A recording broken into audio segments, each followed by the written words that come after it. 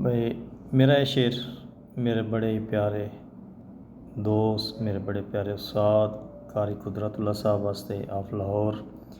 उस्ताद जी ये शेर तुहाडे वास्ते स्पैशल।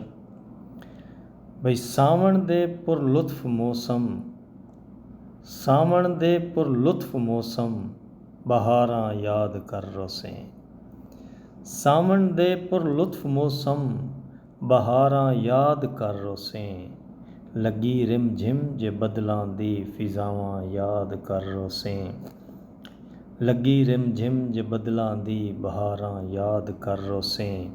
और मेरी जिंदगी दे भाई वाला, मेरी जिंदगी दे भाई वाला, जदों कमल जुदा होना है तहज्जुद दी नमाज़ां विच दुआवां याद कर रोसें।